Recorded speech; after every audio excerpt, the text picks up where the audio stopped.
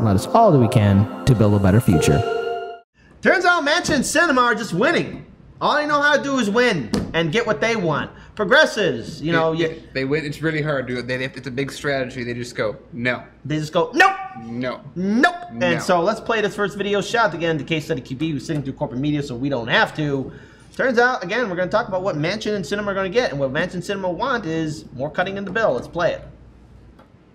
But how are you working with them? Because I got to tell you, when I hear that progressives are going to the White House and meeting with the president in one room, and moderates are going to the White House and meeting with the president in the other room, that is ridiculous. What kind of party can't negotiate together? Can't Joe Biden just stay in the same room and they can come Why is in it that and the same party can't even get in the same room? Pause it real quick. No, that's what I'm telling her to shut up about. I'm saying, she's like, you know what the real issue that we're having right now is? These people are meeting in two separate rooms. Two separate rooms. That is this the the America I want to live in? Nothing to do with all the money that Joe Manchin makes from this bill not passing. Yeah. Nothing to do with No, nothing, of course. Imagine having that kind of privilege in my own professional life. You got to hash it out. Are you sitting down with Fox all the time? No, but Fox isn't on my team. Pramila Jayapal's on yours. Stephanie, I talk to Pramila all the time. We all talk to each other all the time. That is just. What does that even mean? That doesn't mean a goddamn thing. Well, I sure hope so. That's what's great about it. This is American democracy. We talk all the time. Every week we're engaged with each other. And by the way, just I think yesterday, Joe Manchin met with Bernie Sanders. As you know, I think the day before he was talking to Pramila. We're all working together. We realize we're in the same party and we're rowing in the same direction. Cross the Rubicon. Who's with me? Pause the video super quick. How far in are we? We're 1 minute 7 seconds. We have literally, like, paint drying would be. They've literally. Here's what this entire video has been so far. I'm really upset that progressives and moderates are meeting in different rooms. We talk to each other all the time. Let me tell you all the times we've talked together. This is all that's happened. This is authoritative sources. But what's funny though, is because they are authoritative sources here on YouTube, is that again. Look who has the final say. It's Manchin and Sinema and how they can dictate policy. You know, progressives, AOC, Bernie Sanders, you two in particular, I'm going to call you two out. You do realize that you have this large social media following that with one stamp of your foot, you can get your supporters to come out. With one stamp of your foot, you can get people to turn out for virtual town halls or in-person town halls. Trump can pull that off. Right now, he's campaigning all across the country. He's rallying his supporters. You can do the same thing too, but what the problem with the progressives is that they're afraid to rock the boat. If you're going to try and make an impact in Washington, D.C., you have to shake the system up. And apparently, I guess when it comes down to working for the corporate lapdogs, Sinema and Manchin are shaking things up, but to benefit their corporate donors, the same corporate donors who donate to other Democratic and Republican lawmakers. Well, and that's why nothing gets shaken up. Nothing fundamentally would change. In order to shake anything up, they would have to call out the behavior that they themselves take part in, and that's not going to happen. You know what's also really funny about her indignation, which is definitely always going to be targeted at progressives anyway? We've been watching the news for the last few weeks. Can anyone guess which side of this debate has been ignoring questions and commentary and talking? Oh, right, it's not the progressives. They've just kind of been cowering in a corner. The moderates have just, like, not... Anyways, let's play the rest of that video. So let's find out what the hell they're gonna say too. You know what? Yeah, let's play it for so everyone can see it. You're fighting for childcare or fighting climate change. We're all working together, and that's very clear. And, you know, there's going to be broad support for the physical infrastructure package. So at the end of the day, we're going to deliver both these important pieces of legislation for our country, bring our country together, and get this done. All right, but we got... Okay, so they've literally... This clip, there was nothing in this clip. This clip, as far as I'm aware, that clip didn't exist. Because even if it did hypothetically exist, there was nothing on there. They just spoke about how they talked with their friends and how that rooms are bad. Like that was the entire clip. No, that separate rooms are bad. Plus, rooms are bad. Room is good. Oh, room is good. Rooms are bad. And why are they making Joe Biden cart it? Never mind. Yeah, no, Cart himself around from room to room. He Well, can just stay in one room. Well, No, the thing is, Kamala's like, no, I'm wait, just wait, waiting. wait, Every wait. minute I could There's- drop him and I would be president anytime I there decide is to. a big problem though, and that is, look, we know where the Republican Senate and House representatives will stand on this. We know that there might be the Democrats might get some vote from some Republicans, maybe in theory, but look at this argument that we're seeing from this Democratic White House, this Democratic administration, the Biden-Harris administration. They're doing this back and forth with their own party. That signals weakness. I'm sorry. It just does, because I could never see this happening under George Bush Jr.'s administration or even under Donald Trump's administration. It is fundamentally important to point out, you would expect, in theory, the Republicans would be doing what the moderate Democrats are doing. But no. The Republicans just get to chill. Are just right there chilling. And look, they're going to be using a lot of attack ads. But here's my thing to everyone watching this show, whether you are a Democrat voter or a Republican voter, break away from it. Time to support third parties. And it's going to be a difficult uphill climb because you got to build that infrastructure.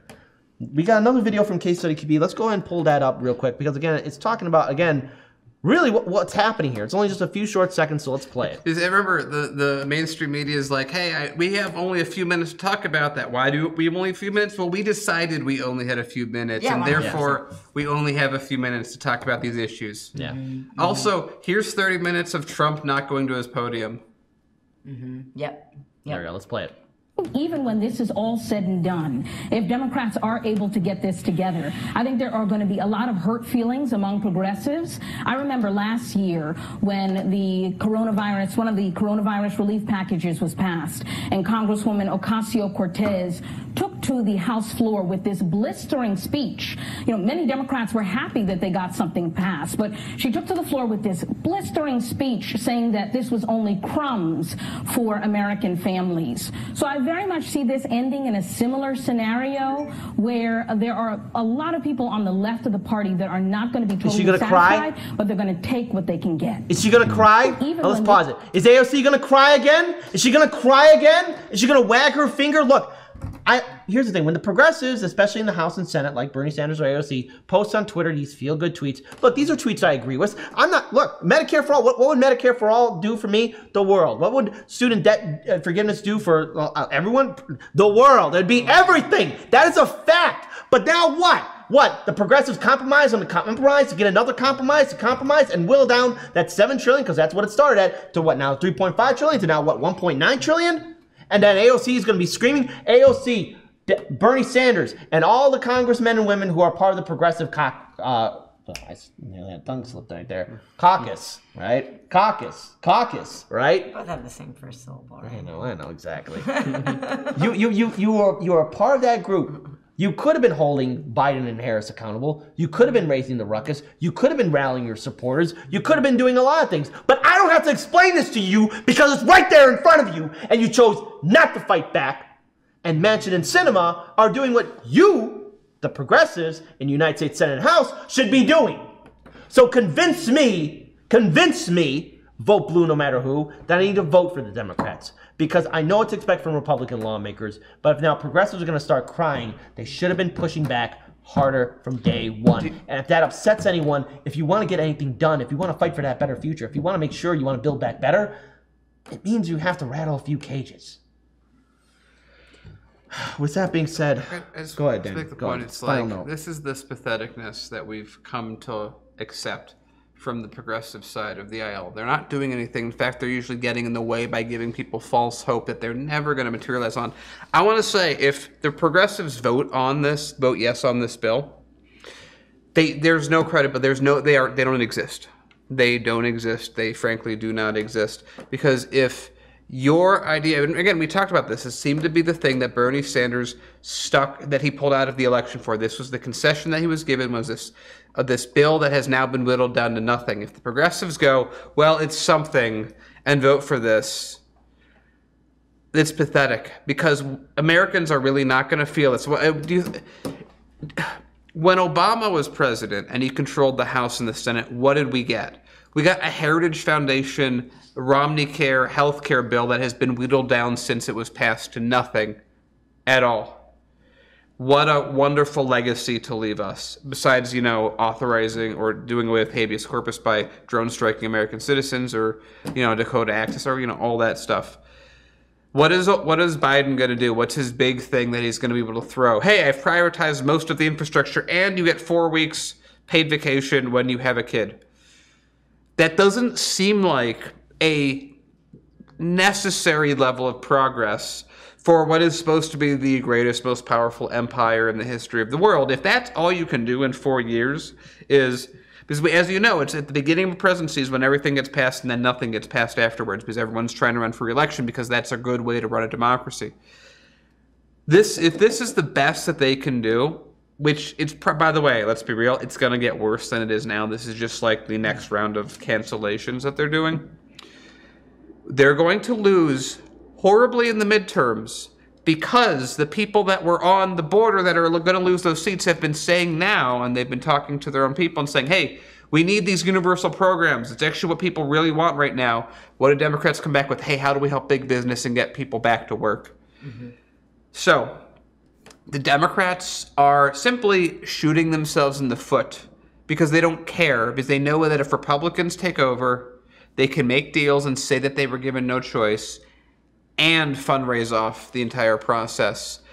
They don't care that this bill being passed in just the shape it's at is going to kill thousands of Americans every single year and destroy financially tens of thousands, hundreds of thousands more.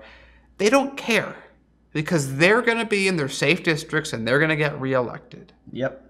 And so here we are. Their AOC's crying into gold leaf. Nancy Pelosi is crying into gold-plated ice cream refrigerator freezers. Mitch McConnell is eating lettuce as the happy, sad turtle that he is, and Joe Biden's trying not to have a stroke. This is the status of the most powerful empire on the planet. And if we end up like the Byzantines, trust me, folks, it's a humiliating end. It is downright embarrassing.